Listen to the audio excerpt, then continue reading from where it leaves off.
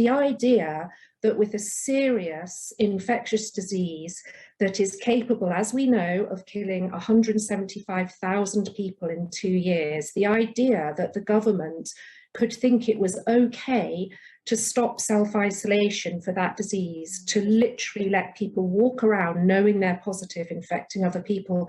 It's not just irresponsible or reckless, it's worse than that.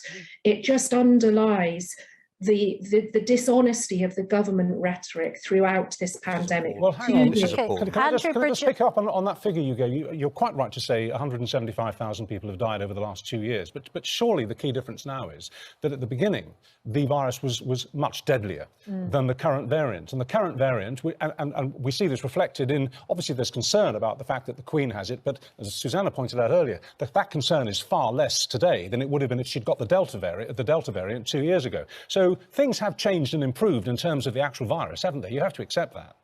Yeah, they absolutely have improved. And John's analysis just now was spot on. So there's no denying the fact that we do not have as many people with COVID in hospital. The deaths are far reduced. But that doesn't mean that the lives of vulnerable people are worth nothing at all. There are people who have spent 2 years essentially under house arrest. They're too scared to leave. And I feel as though the government rhetoric throughout the pandemic has been about protecting vulnerable people, whereas the reality that we've seen over and over again is actually those most...